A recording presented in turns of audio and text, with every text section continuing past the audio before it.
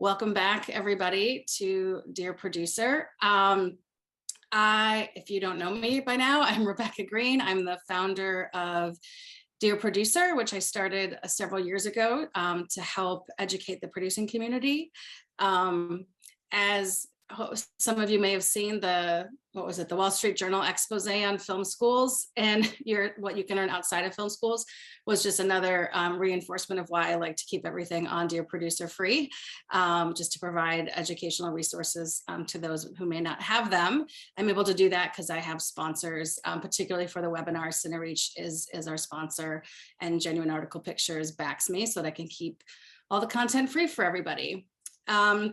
I'm excited to welcome or introduce my friend Stephen.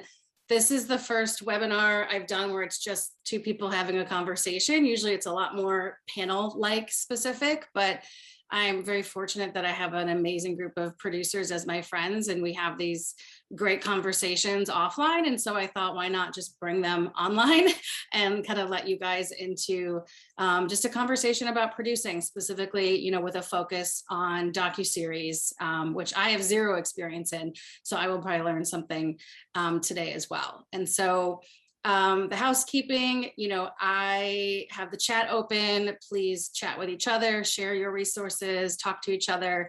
And then in the Q&A, you're welcome to put your questions.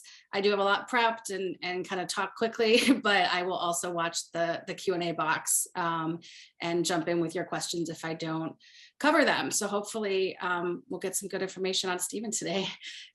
So like I said, Stephen's an old friend. We actually met at the ArcLight Cinema in Hollywood. I think it was the AFI Film Festival. It was. I was with a friend. Yeah, I was with a friend of mine, and he was with, I don't know if she was your wife at the time. Yes, 2 years in. Yeah.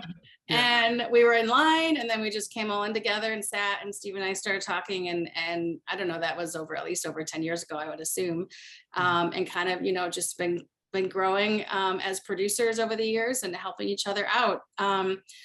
Since that ArcLight screening. I don't remember the movie we saw. I just remember meeting Stephen and his lovely wife. So Stephen, is, in terms of docuseries work, he is the executive producer of the Hulu series Sasquatch, which came out, I think, in May, just recently. It premiered at South by Southwest. And he also produced the Amazon Prime documentary series Lorena, which premiered at Sundance 2019 and was nominated for an IDA award.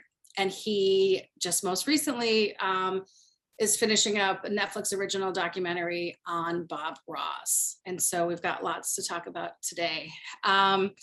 First, Stephen, why don't we just kind of talk about how you got into docuseries? Because when I met you, like me, your focus was in fiction film. And so what path led you to making these kind of series? Yeah, and thanks again so much for doing this today, and it's always good to see you in chat. Also, it's happy hour here in Detroit, so I have a glass of wine if anyone else wants to pour one with me. Yeah, go ahead. Slightly too early, still here in LA, but for me, around 2014, 2015, I just kind of had this realization that as much as my passion was in telling these small narrative stories, fighting to get these small scripted indie features made, which I still love and still have those that I'm pushing up the hill. I really realized that, hey, when it's Friday or Saturday night and I'm going to put something on, I'm not always going to watch the sub-$1 million Sundance or South by movie for enjoyment. Sometimes I'm watching animated films. Sometimes I'm watching docs, whatever it is. And I really kind of had this reckoning within myself as a storyteller to really push myself to, hey, you have to be making the things that you want to see, because if it's not what you are running to see, then how can you expect the rest of your audience to be doing that?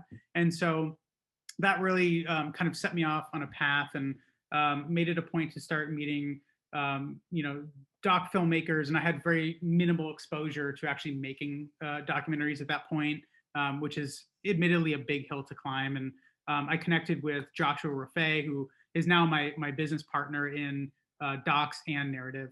And he was a seasoned doc filmmaker at that point, and just started talking about projects he was interested in and things I was interested in. And really found a lot of overlap, and that set me off on a specific project with him. And I just fell head over heels. And all the things that draw me to a narrative project with humanity and character and a really strong emotional core. If you're telling the right story via documentary, you have that in spades in a way that you could never fabricate or write. And was Lorena kind of was that your first foray into a docuseries? That was my first foray into doc series. I'd been working on some doc features leading up to that point, but that was by far my first television project in general. And of course, much like everybody else, TV is something I always wanted to get into. And as a non-writing executive producer, there is a very narrow path for us to produce television without being the writer or the showrunner. And this offered me a really incredible opportunity to work with brilliant people, exponentially more talented than I could ever be, and to really get my feet wet and learn a lot. So tell us how that project came about. I didn't know it for quite a while. I remember watching some footage early on, but tell us the genesis of that project. Yeah. So going back to my business partner, Joshua Fay, it was December of 2016, I think. He sent me a Washington Post article, and the sort of headline was, Lorena Bobbitt is done being your punchline, and the sort of subheadline to that was, what should have been a national conversation about domestic violence turned into a giant dick joke. And I saw this article and it completely blew my mind. And obviously Josh was sending it to me because it had blown his mind. And immediately got on the phone with him and just said, holy shit, this is an incredible story. We were kids in 1993 when that event occurred, and we remember all the incredibly cruel schoolyard jokes, and to see what actually transpired and how the real story never really made it to us as the general public was kind of astonishing. And Josh and I had talked a lot about the idea of sort of recontextualizing preconceived notions, household names, household words, and how we can really subvert expectation with that. Something we were looking for. And to see this, it became a no-brainer. And in talking about it, we said, well, obviously HBO or somebody must have already backed the money truck up to Lorena's house. But let's see if we can find her. So we reached out to her through her foundation, and 2 weeks later, we were talking to her, and a week or so after that, we had our exclusive life rights locked up. And we put it into some pretty extensive development. Obviously, you're not writing a script with a doc in advance, but really making sure that you understand the story, you understand the larger potential of what your themes are and what you're really trying to say with it. We spent that development period, and we were getting ready to go out and look for a partner, because we knew, hey, we're still a couple of nobodies who have this story we're really excited to tell. And Josh was having dinner with his friend Jordan, happened to be Jordan Peele, and was talking about it, and pitched him just as like a, hey, here's what I'm doing, as Jordan is finishing up Get Out. And Jordan just said, holy shit, that's incredible. I'd love to partner with you guys on it if you'll have me. And so obviously we said, we'll think about it, but no, I mean, it was like, yes, of course, of course we have to do this. So we partnered with Jordan, and we took it out, and we're in a very fortunate position to kind of have a little bit of a bidding war going on that. And we learned so much through that process, and it's really helped guide us in terms of how we approach things and what kind of stories we're looking to tell. So I want to back up in that. And, you said, I just wrote it down. You said 2 weeks later, we had her rights locked up, as if that was nothing. But I do think it's interesting how, I have several books, and I am a producer without any development money. I can't pay for options. I can't pay for scripts. I have gotten books, on shopping agreements, books that have already been published. I can't compete, with the pre-release books. And so, for people listening, know that like he just said, you may think it's tied up, but you should at least check to find out, because you don't know. But, what do you say to somebody like Lorena with Josh had a bit more experience in DocuSpace, but you weren't Jordan Peele coming in at the time. Right. You secured those rights on your own first. What is that conversation? How do you get people to trust you and give you their life rights to tell their story? Well, to your point, it really does come down to, you miss 100% 100% of the shots you don't take. And so it really is a matter of, you know, you have to try. And even if somebody else beat you to it, there may be a world in which it makes sense to partner with them, or something else may come of that. You really don't even know what. And I will just say that a number of the projects that I've reached out on that didn't happen for any number of reasons, that was kind of the movie gods guiding it in a way that I didn't even know. Maybe I made a new friend or contact through that, or there was a reason, you know, something was keeping me from joining a project that I shouldn't have been on, any number of other things. But, you know, it was just that mindset of, well, you know, why not us? And so, you know, the truth of the matter is, Lorena had been contacted all throughout the years by so many people. Martin Scorsese was trying to get her rights at the time in 1993. And she told Scorsese no. And then when I heard that, I'm like, okay, so she says no to Scorsese. She's gonna give them to us. Yes. But really what we did, and to your point, no money, no resources, and, you know, between you, me, and the 108 people on this call, you know, it was the exclusive shopping agreement we did with her was for no money up front. And what we made clear, and I had the benefit of drafting in Josh's wake of having made a doc feature, really two doc features that are all about trauma and, you know, through the lens of these specific stories, kind of putting new light and new breath into people's life stories. I could draft in that wake, but we could really convey that, look, we're trying to give you the platform to tell your story in a way that you've never been able to tell it in your words. We want to bring dignity and humanity to your story, and really right a wrong. And while we don't have as much money as a bunch of these other people, we are going to fight and work harder than anybody else to make sure that this happens. And I think that people, whether it's a studio executive or a person who is so protective of their own life story, everybody's got a pretty decent bullshit meter. And if you're genuine and you can really convey, not only is this the story that I want to tell, but I am uniquely positioned to be the person to tell it. Here's why you need to trust me with it. If you can do that genuinely, that goes so far. And people can tell when you're phoning it in or it's all the wrong reasons. If you're ever trying to make a documentary for financial reasons, you're doing it for the wrong ones. And I promise you there's much quicker and easier ways to make money. No, it's true. You know, with the books I have, I remember I had one agent, and I'm just an avid reader and I love to read. And I had one agent who, before she put me on the phone with the author, she said, well, you've read it, right? I'm like, what? Yeah, I've read it like 4 times. Like, I'm not going to get on the phone with an author. And then that's what wins the author over, is that I can in depth for hours and hours talk about their story and why I loved it. And then that builds that trust. And it is, books are bought off of just treatments and reviews, and people actually don't read stuff. And so something that might seem very obvious to you in doing your research and understanding her and her foundation, and, you know, all you can do before you approach somebody really, really does go a long way.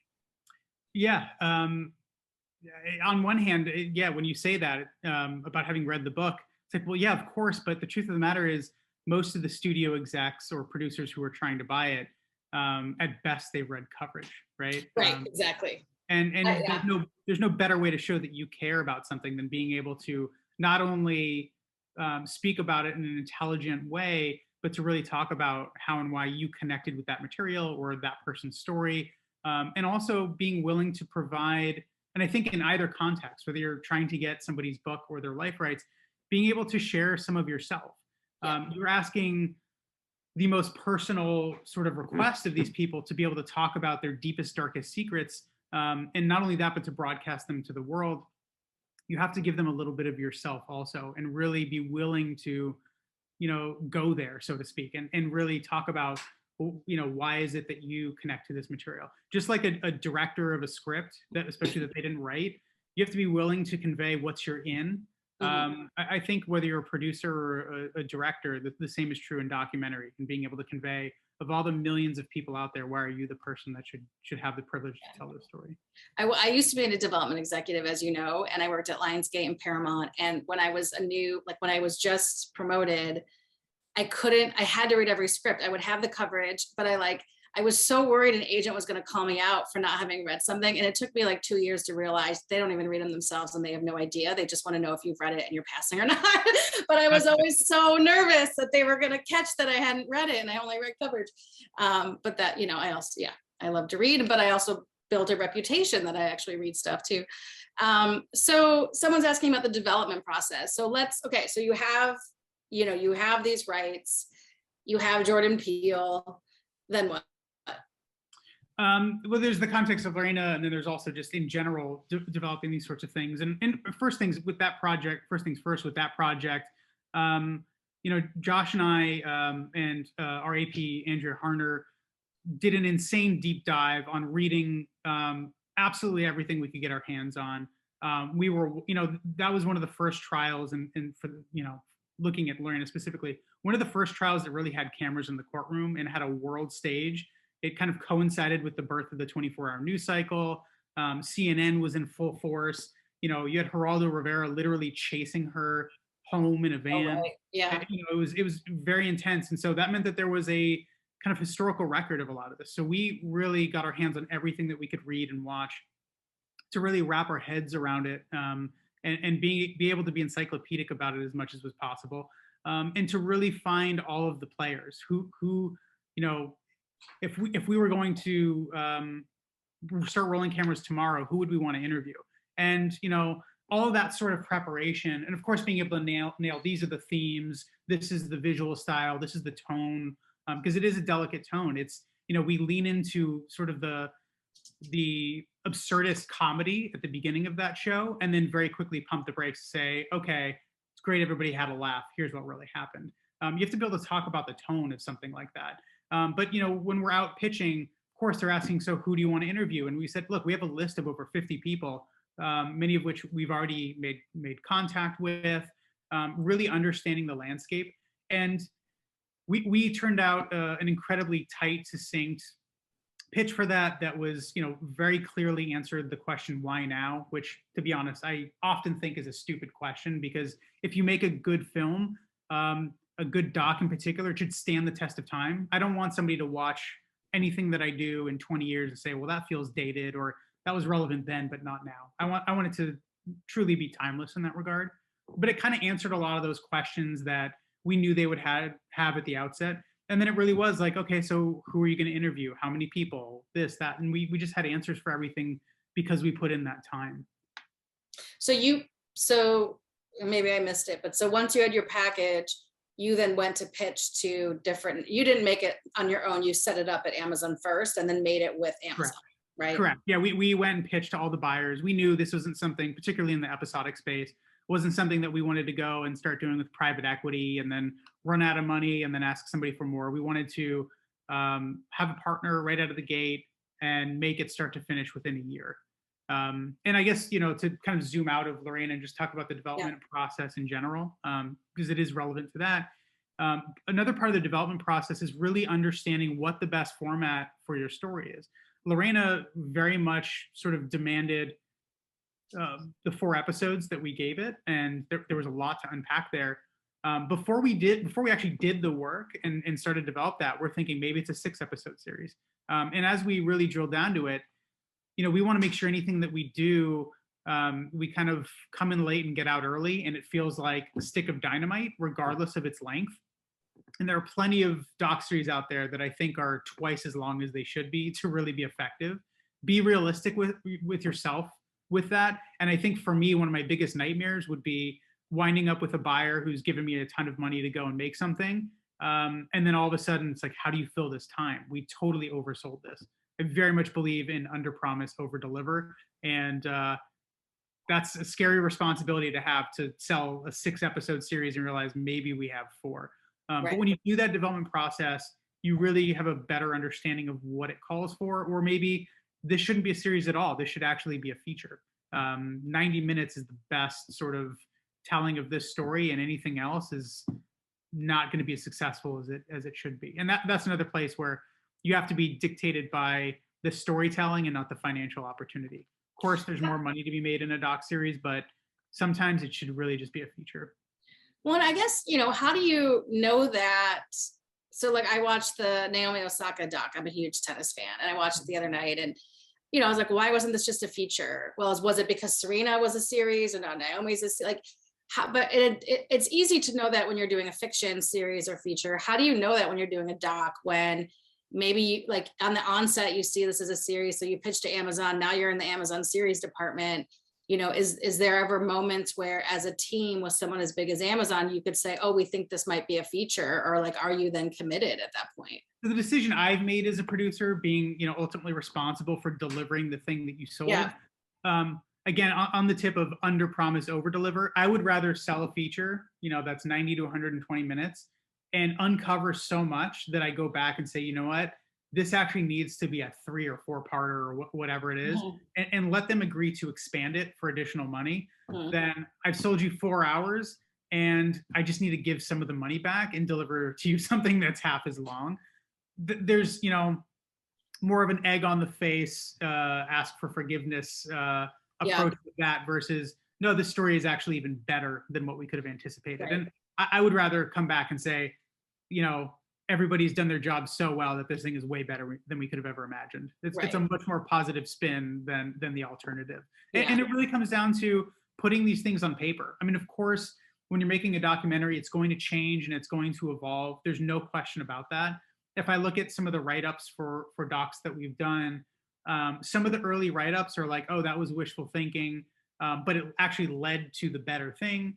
In other cases, it's like, wow, that's actually shockingly spot on. We just kind of moved some of the pieces around a little bit, but you kind of have to write it out to the fullest extent that you're able to understand, are these act breaks?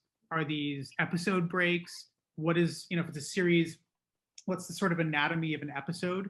And do we really have enough with these particular subject matters to fill 45 minutes or an hour? And just be brutally honest with yourself. And sometimes, that just comes from experience and having done it. I mean, at this point, feel far better informed to sort of make those sorts of assessments than I was a few years ago. But I think that also brings up another point, which is don't be afraid to partner with people who have more experience with you, particularly if you're talking about development, possibly securing somebody's rights. That kind of helps keep you grounded and have a realistic sort of outlook, particularly in the places you have blind spots. Yeah, I think that, well, I will say it in the kind of like lay it all out with Lorena, it is different than a doc maybe where you're finding the story as the story's going, right? Like obviously you're going to uncover new things in her perspectives, but in theory, you had the bulk of the story to know Totally. what could fill time versus somebody who, is We had doing the benefit of hindsight. Yeah, with the benefit of hindsight with Lorena, which, and even still then, there were discoveries for us. There were people who, made it a point to have not been found for the last 25 years because they didn't want to talk about it. And we found those people. But to your point, we had 25 years of retrospect to be able to very clearly and succinctly document how it was gotten wrong, who were the players in that, what really happened. Where something with Sasquatch, it essentially became an active murder investigation based on, sort of smoke. It was just like, here's a crazy story that somebody heard. Let's actually investigate that. And so with that, the development work obviously was entirely different than Lorraine. It was really about understanding the time, the place, the world. What are some of the stories you can tell that are set in that world that speak to the sort of larger themes. And we left obviously a lot of room for ourselves to make discoveries within that. And that went through lots of different sort of metamorphoses along the way. But we still always had a good sense of this is the story we want to tell. This is the thematic direction. This is the tone of this, and stay open to really anything that comes your way. And I don't want to, tell anybody else's stories, but Josh, my business partner, talks a lot about how his first doc feature that he made, he wound up throwing away the first 2 years of footage that he shot, that he put on his credit card. And that was a big realization for him, but you do almost have to have that degree of willingness to follow what the story really is, be open to what is in front of you, and not be stuck with just, this is what we had on paper. Because these things very much have an evolution, and your editorial process is your writing process in docs. Yeah, I mean, talk a bit more about Sasquatch, because I remember when you were in it, and all of a sudden you're like, I gotta go here, and this evolved, and I gotta run here and shoot, like not run, like fly different places Yeah. and be different places as the story was evolving. So what are, what are the more logistical aspects of shooting something like that in terms of making sure you're capturing as something unfolds? Sure, it's a great question, and it depends. I mean, I've worked on projects where you are to some extent covering legal cases that are playing out in real time versus something that's totally retrospective, and so each thing kind of dictates its own sort of flexibility required, I suppose, by the filmmakers. But with Sasquatch, it was very much an active murder investigation with sort of real time information coming in, and thankfully that was at least mostly in state. But it required that we maintain a degree of flexibility, both in terms of just being available as a team and as a crew, but also planning for that financially. It's like, as you know, every time you're booking travel for a crew of people, you're paying people's day rates. If you haven't planned for that, you go into overages very quickly. So depending on the nature of the doc, I budget and schedule it and plan it specifically with the idea of there's going to be some degree of this that's playing out real time. We need to be able to take 6 or 8 unexpected trips, or maybe do verite with a person, and actually spend a couple of days with them to really get a sense of what their life is like, whatever that might be. And it might be somebody who, before you're making this film, you don't even know that they're going to be in the film.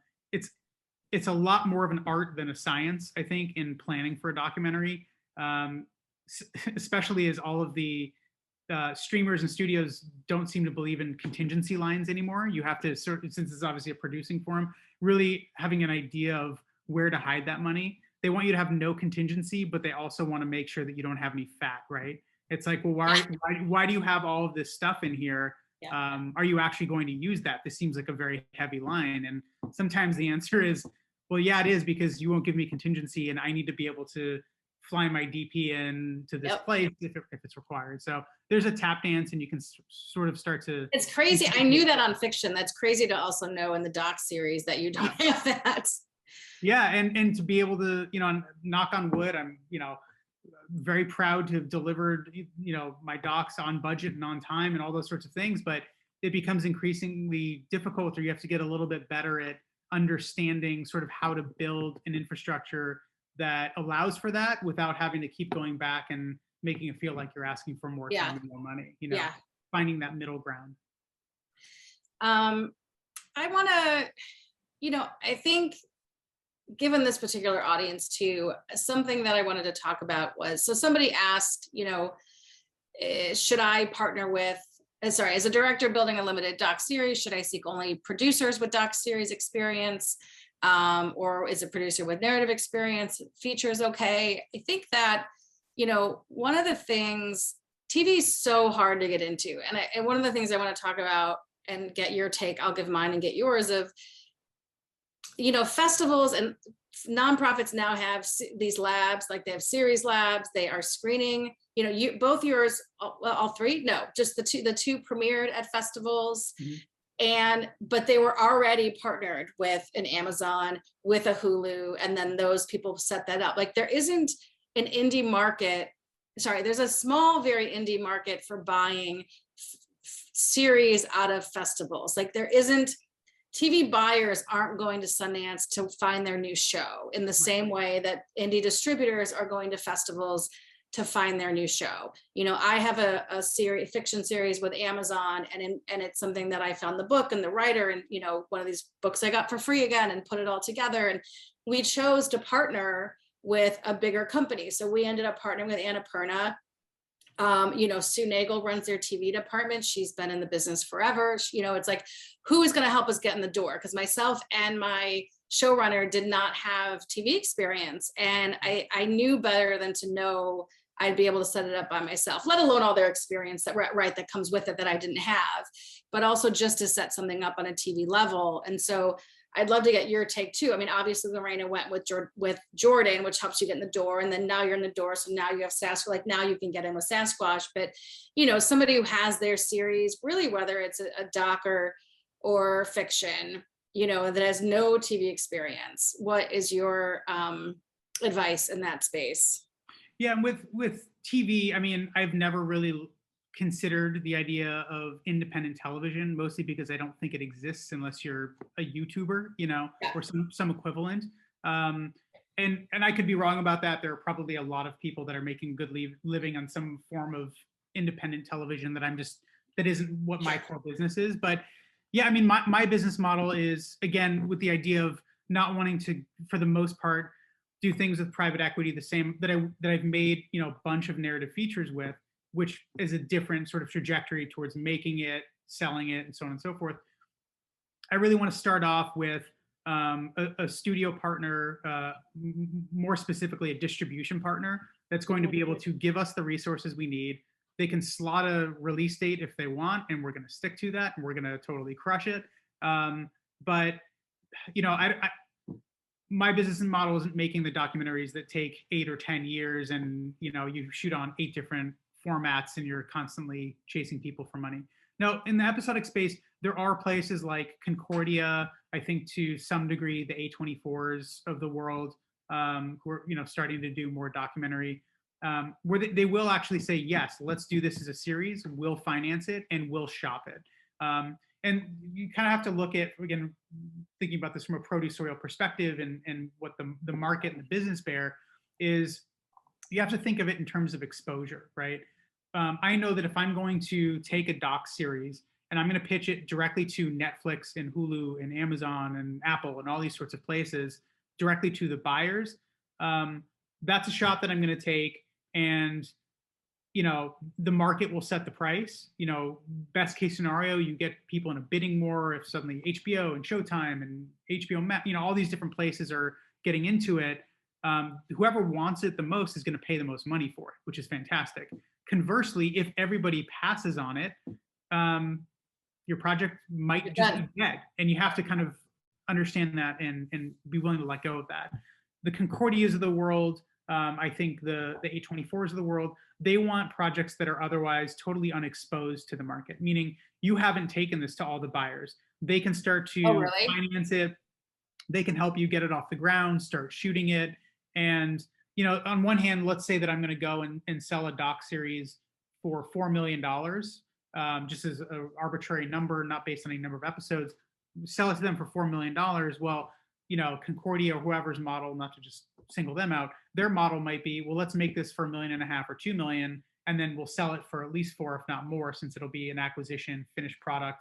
They won't bear any of the risk or carrying costs of it. And then there's great margins there. But if you've already gone and you've pitched the project everywhere, and everybody's already passed, then that totally precludes their sort of business model. So you'll probably get less money up front to make it, realistically, with some of these studios and financiers that are willing to finance series. But there's potentially a bigger upside in working with those places. I mean, there's a great reason to do it. You own a piece of a show, and hopefully you sell it for some multiplier than what you made it, and you own a piece of that. That's pretty great. Yeah. And someone's asking, when you first started, are you working with an agent? How are you getting to pitch? And, for me, it was a combination of my series. I partnered with my showrunner. She had an agent. Producers don't have agents, really. You do. Some do. Yeah. It's very rare. So her agent took us out to meet with production companies that got us to Annapurna, and then Annapurna set us up on all of those streamer pitches, because I didn't have those relationships on the TV side. So for you, what's that process like?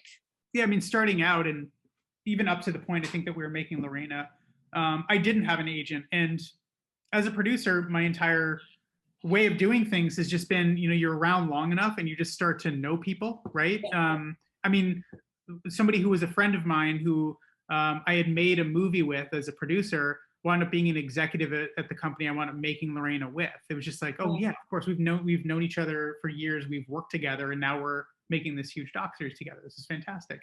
And so it would be emails, calls to people who I've known over the years. And now, it is a little bit easier. I do have an agent and a manager, and you have enough things kind of behind you that people might just be interested in. Hey, what are you doing next? And Yeah. all those sorts of things are incredibly helpful. But it's not anything that was ever given to me or I've relied on. And I operated for more years without those resources than I have with them. So don't be discouraged if you don't have an agent or manager. To your point, maybe you partner with somebody who does, and that's one of the great benefits of the partnership. By the way, that may mean that you are getting the value of their agent without paying them a commission too. I mean, to be Totally. totally honest Totally. with you, Yeah. that's fantastic. Take full Yeah. advantage of that. And when you have enough stuff behind you and you've shown all of that potential coming to fruition, then the agents and managers and whoever else will approach you. You don't have to approach anybody ever. Yeah, it definitely takes a minute to form those relationships, especially when you're coming out of the feature space. Like you'd spend all the work doing those relationships, and then you realize, oh wait, it's a whole new group of people Whole new group. on, Yeah. on this side. There's a couple questions about what do you pay interviewees? What do subjects get back? And you don't obviously have to divulge individual on your projects. It is an interest. I know this is a very, hot topic in the documentary space, and I've heard various sides of, they can't be biased if you give them money, but then there's a whole argument too about, like helicopter filmmaking and filmmakers coming into communities, where you should be paying people for for their time and what they're giving you, and that people have jobs and lives and can't just stop to interview you, and you're asking people in underrepresented communities to be in your movie for nothing, and that's exploitative. And so like there's so many different ways, and I'm just curious on your take of, do you pay interviewees or not, just even as a general statement? It really depends. And I mean, I see a comment here, never pay an interviewee. And Right. I have to say that I wholeheartedly disagree. And again, it depends on a case by case basis and scenario, right? And there are a lot of people who you'll interview, particularly if it's from a journalistic standpoint of talking about a political situation. A lot of people either can't or won't take any money. But at the end of the day, what I'm asking people is, what I'd really like for you to do is to take a day off of work, potentially, maybe travel to me, if for some reason we're not coming to them, and spend hours and hours, if not days and days with me, and do that out of the kindness of your heart. And a lot of times it's not just your doc subject, it's people who are the sort of Greek chorus of telling their story, right?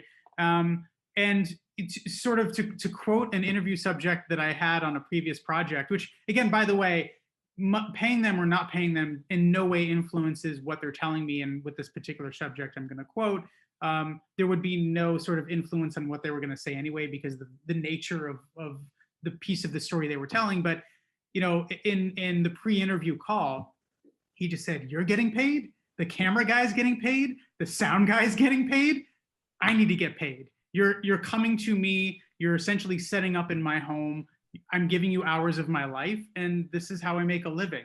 Particularly somebody who's a professional who's speaking to what they're professional. I mean, obviously, Rebecca, you and I have had a lot of conversations about tapping into what people's hard-earned profession and information is that they have. And if all of a sudden you think that you're going to come in and have them give you all of their hard-earned professional knowledge with absolutely nothing in return, it's somewhere between naive and exploitative at times. And again, this is with full recognition that there are times where, no, you absolutely shouldn't do that.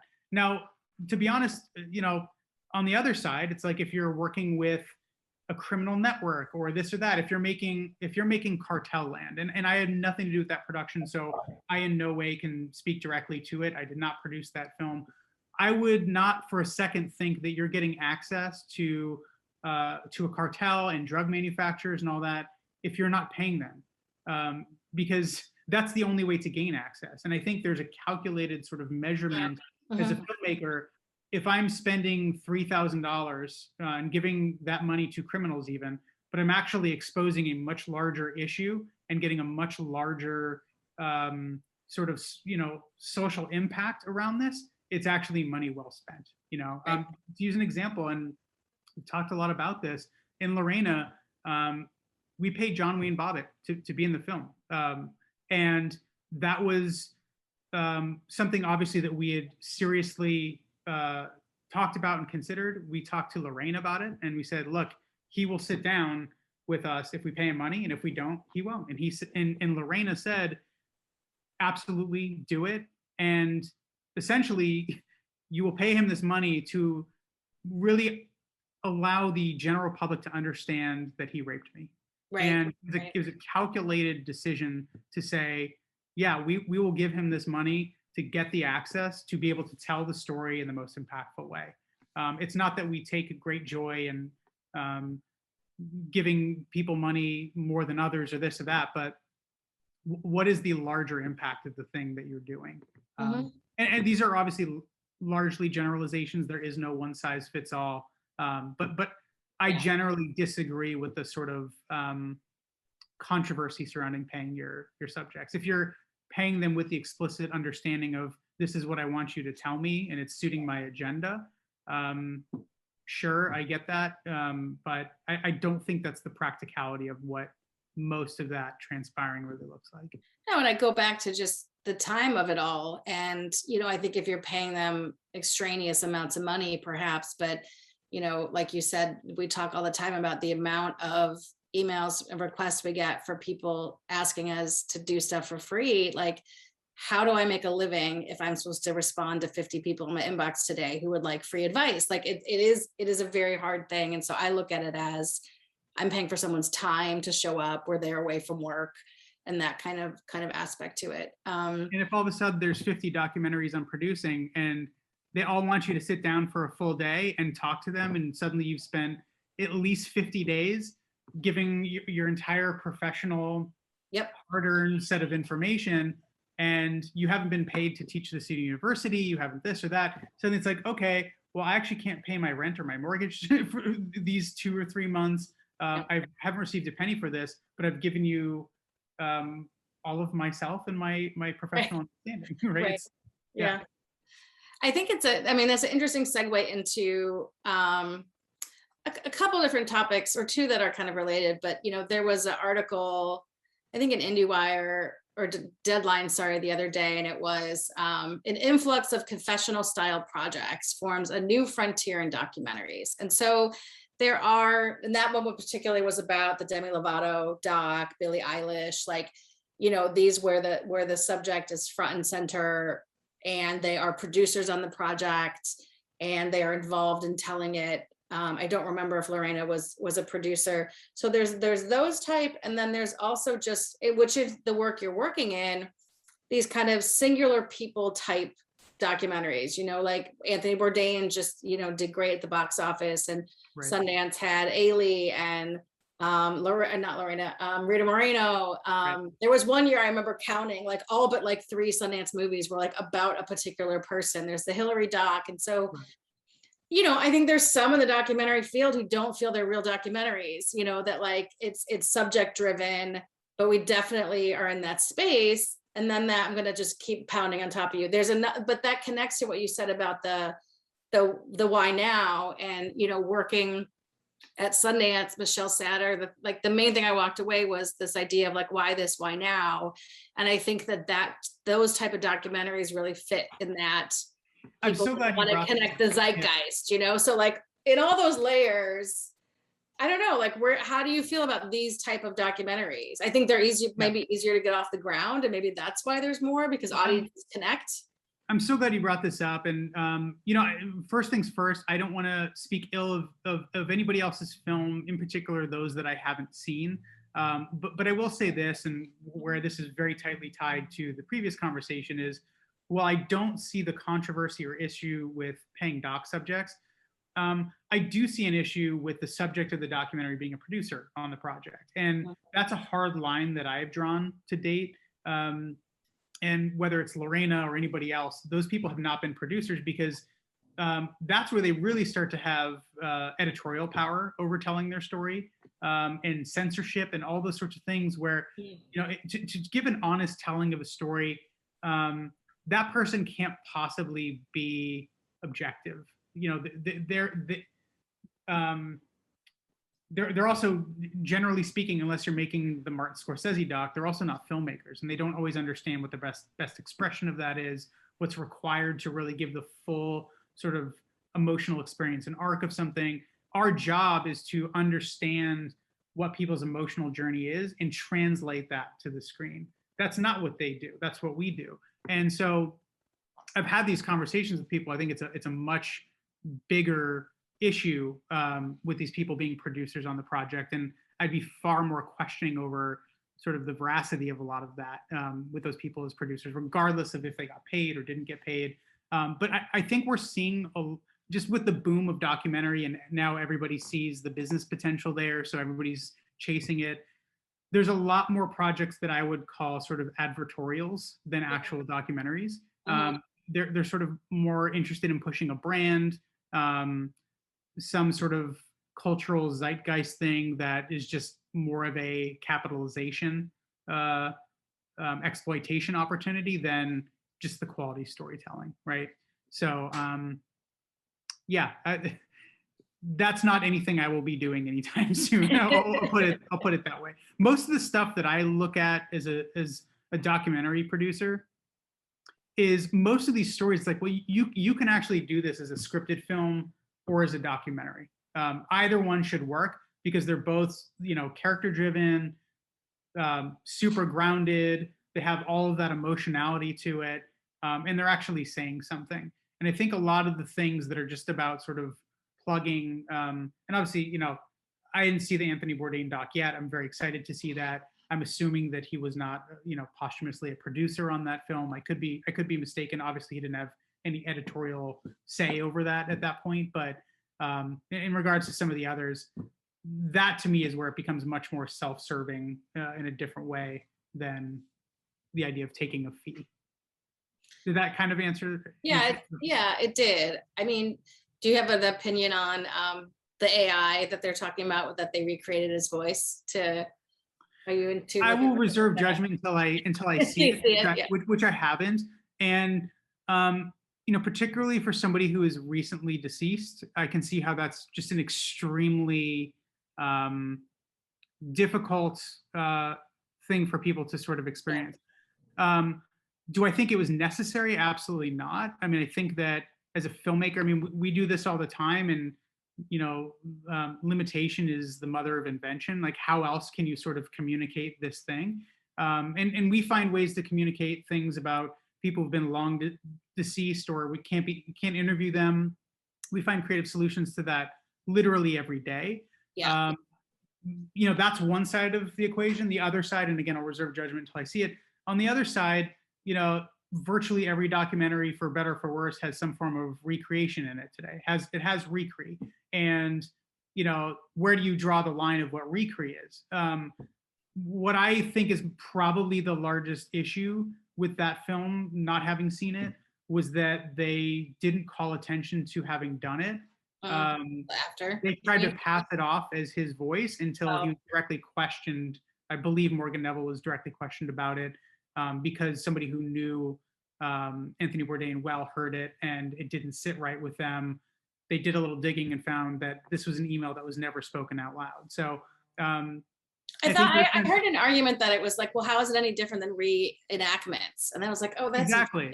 Yeah, that's why I say it's, in terms of recre, it's like, yeah, they're recrees all the time. I think it is probably more of a disclosure issue than it is an actual implementation of that technology issue, if that makes sense. Yeah. I'm going to jump to a few questions. A few people, someone's asking about, pitch decks and what you put out in the world and worrying about people stealing your ideas.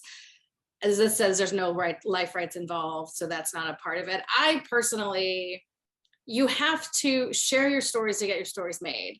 So people who are very protective in that way, worried about people stealing their ideas, I personally think is really just an unnecessary worry. I don't know how else.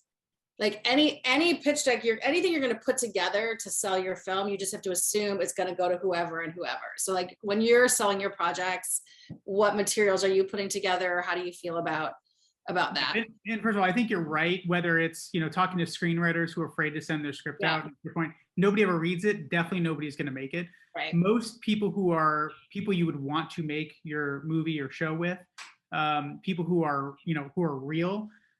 they will absolutely see that it's much easier to do this thing with you than to try and work around you and probably deal with a lawsuit and X, Y, and Z, other myriad things, right? It would be easier as a writer to make somebody a non-writing executive producer of a project and pay them well for the idea, to then bring in another writer and be totally transparent about that intention the whole time than to steal the idea. Yeah.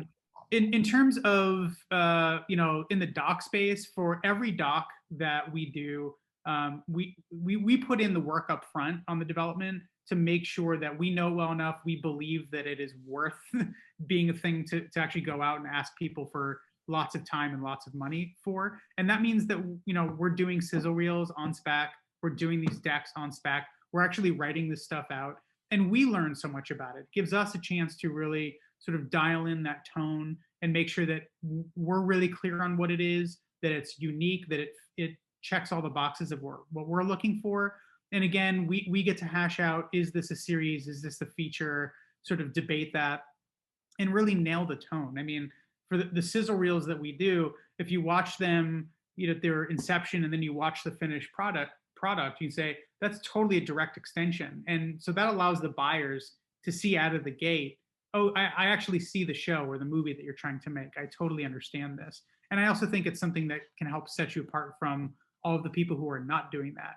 People want to know that you've done the work, you've done the homework, and you're not just kind of strolling in with an idea and asking for all of the resources to do it. But so we get a ton of value out of that. But once they go out and our name is on it, and it's clear, contact WME at the end. It's like, right. Nobody's going to take that and say, "Oh, we didn't think of this. We're just going to go and do our own version." They're just going to say, "Yeah, let's do that together." Right. Yeah.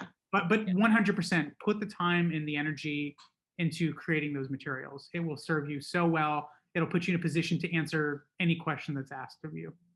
Yeah, and it just goes back to, I think, I like to be really honest on this platform, and it is really hard to get something made, and just a brush of an idea is not going to get you anywhere. And that leads me to my bigger question of, let's just talk about the state of independent film and the state of streaming and the state of producing. Like, how are we doing this right now? Like, what is the path for a producer? What are you how are you seeing your future in terms of having sustainable career, coming out of the pandemic? Anthony Bourdain made 1.9 million and it broke all records, but how are we doing this right now? It's a great question, and it's one obviously that no one person knows the answer to, and it's ever changing. But I think above all, what you've just highlighted is that as much as ever, there is such a tremendous hunger for these sorts of stories, whether it's escapism to try and forget how difficult the past essentially 2 years have been. And to be honest, this isn't over. I mean, you can look at what's happening in the surges in 42 plus states right now. Like, we're still very much in it. But movies in particular are such a shared experience. I mean, can't tell you how much I miss going to the ArcLight, sitting in a room filled with people, sharing this sort of honest, real-time emotional reaction to something. I haven't done that in so long, and so there's more of a hunger now than ever for that. But I think that the last 18 months has shown us that we're going to see so much more day and date. A lot of these releases are showing us that not only is it here to stay, but it can be super successful. Both sort of revenue streams, subscription models, and box office can coexist on the same product and both be super viable. And I'm really encouraged by that. I feel like the joke is very early filmmaking days is like, you don't get into documentaries to make the money, right? It's like it's good luck licensing your thing to PBS and trying to put food on the table. And in a weird way, it's actually I feel entirely 1000% fulfilled as a filmmaker, as a storyteller. I love what I'm doing. It's not just a means to something else, but producing documentaries allows me to actually pay my bills. If nothing else, they go so much faster than the scripted projects. I have scripted projects that have been slowly developing or waiting for a read or this or that. They can take insane amounts of time, even when you have big attachments and for snapshots, you have this momentum. They Why do you move think so that much is? um, Because you're right, and I think the perception is docs take so much longer. yeah, and that's a complete fallacy. I mean, I like I said, Lorena, we made start to finish in a year. I've literally had it take that long for somebody to read a screenplay that they would read the first weekend I sent it to them, Yeah. right? Or I had a partner that didn't do anything for a year or 2 years. I don't totally know. I think that there's just, but I think there's an immediacy to it. There is a, you know, if you give me the resources, I can press go. I can have a camera there right away and assemble a team and have an amazing story that can be streaming on your platform in 12 months. You know, I think most of these places are planning for, you know, a specific quarter in a specific year, and it's much easier to sort of fill that slot with these sorts of things than having a great script but not the right attachment, or an amazing piece of talent but not the right material. I wish I knew the answer to that, because I would be cracking the code that nobody else seems to be cracking. But I absolutely have these scripted projects that I'm so crazy passionate about, and will keep pushing that boulder up the hill. But I can literally make 2 or 3 documentary projects in the time that it's going to take for one of those to sort of get made. So for me, it will continue to be a hybrid. Of course, there are projects that I would love to, you know, have in theaters and be able to walk into a theater and experience it with people. You know, our Bob Ross film is one of those. I wish I could go and you know, that's with Netflix, and they've been such incredible partners. And I'd like to think if we weren't in a pandemic, we probably would have had much more of a theatrical opportunity for that. And it's still a gift that, you know, on August 25th, 191 countries can all simultaneously see the film and experience it. I mean, that's pretty incredible. That's hard to beat. But I'm looking forward to it. But I'm for all of the above. You know, I don't think that there's one right answer. I think it's outdated and silly to just sort of hold on to this theatrical notion, or, you know, screw theaters, they're dead. I think all of these things can exist. I agree. I'm shocked that it's taken this long, and it took a pandemic to get, you know, these conversations about windows and day and date. And I live in Detroit, and you know, you have to think about areas in which, even in a major city, you know, certain movies are not available.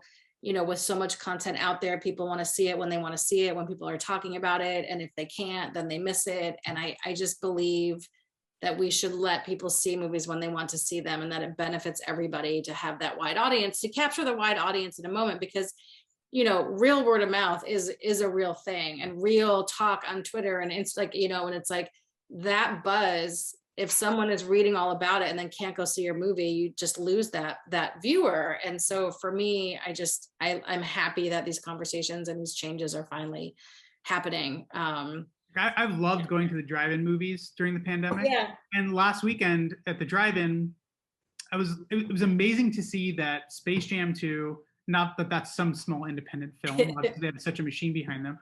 It's available for people to stream at home on HBO Max. But there was not a single empty space in that drive-in movie theater. And that was so encouraging to me. I thought, this is so incredible. They all paid like $20 per car to get in. They're all buying popcorn, and they could have sat at home and watched it on their couch. And there are a lot of people who are, but these families chose to do this. And there is an economic model that is so supportive of both simultaneous endeavors. Yeah. Well, kind of to wrap up, I mean, I guess, I think this is the first conversation in a long time that's not been depressing about the future. But you know what, because usually I end on this question because it gets really dark, but like, what are you most hopeful about, you know, for the future of film, independent film series? You're in all aspects of it. Wow, that is an incredibly good and tough question. For me, I'm just hopeful, you know, when there are so many places, so many subscriptions and cord cutting and this and that, at the end of the day, the cream always rises to the top. I kind of feel like it doesn't matter where your project lives. If it's really great, people will find it. And if people can talk about it, doesn't matter if it's Netflix, HBO, Showtime, or if it's on YouTube, you know, or Vimeo, you know, rental. To me, that provides for this sort of, to use a stale term actually, sort of a democratization of storytelling. You don't have to go and sell your project to Netflix out of the gate, or some other studio. to make a great film, to tell a great story. And if you just go and you do it and you're unrelenting about getting that story made, it's easier than ever to find an audience, I believe, even though there's more noise than ever. If you're making the right thing, which means it can cut through the noise.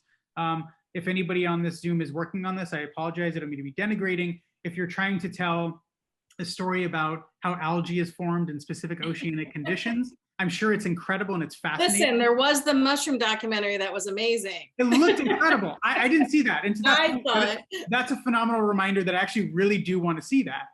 And thank you, truly. But is that algae documentary the thing that's going to cut through the noise? Sure. I don't think so. And that doesn't mean that it needs to be Tiger King either. And it doesn't have to be even potentially something that's borderline reality TV. If you are telling a story that people can emotionally sink their teeth into and give them a peek behind a curtain and give them, 90 minutes or 6 or 8 hours of real humanity, people will connect with that. They will find it. They will talk about it. Yeah, I kind of look at it as like, is it like just find the things that you feel are undeniable to an audience that people are going to want to watch. And that can be a variety of things that make your project undeniable, whether it's a human connection or the visual experience or, the access that you have. There has to be something that somebody, not Netflix, your audience, something somebody's gonna latch onto. That's literally the mandate of my company, is undeniable. It comes down to one word. Yep. If we develop something and we're just practicing talking about it on friends, family, whoever, if we tell 8 people about this thing, if 8 people aren't saying, holy shit, that's incredible, and I really want to see Don't do it. We have to seriously question ourselves. Is this the right thing? Should we be doing this? Which is why I don't have a lot of projects because I'm just, it's tough as a producer. It's hard to make money and a lot of us do it in volume, but I just don't like that many things. And I don't think there's a chance that I get upset when these like mega producers like Ryan Murphy, I just saw Shonda Rhimes signed another 2-year deal that's like double what she had. And listen, I loved Bridgerton, but do I really believe Ryan Murphy's going to make that many undeniable shows for $500 million? I don't I don't believe in that model of one person should get all the money because they're the smartest in the room, so for me, it's having a smaller slate. Yeah, and my hope, and frankly, in part, what my business model is too, is to partner with those people who have a much larger platform or have those sorts of opportunities, and frankly, tap into some of those resources. Say, this is an incredible story. It fits into, your sort of mandate or ethos or whatever you want to call it. You have this infrastructure. I have the story and the ability to actually get it done. Let's put those two things together. I think it's always worth considering that. It's discouraging for sure, but for every huge Ryan Murphy project, there's also a Pose that gets made. There's some hopefully when they do it right, there's some story, some storyteller, some filmmaker that gets an opportunity they wouldn't have if that mega deal didn't transpire. That's true. Very good. Right. Very good point. Well, we have hit our hour mark, a little over. This has been a wonderful conversation as always with you. And I thank you for just opening it up to all these people to listen into us chatting. And so thank you so much. Awesome. And sharing all your experience with everybody. I really appreciate it, Stephen. Absolutely. And thanks everybody. And also, when is Bob Ross on again? Tell us. August 25th. We didn't get to talk about it at all. Okay, we will all watch it. We'll talk about it again later. Awesome. All right, thank you. Bye-bye, everybody.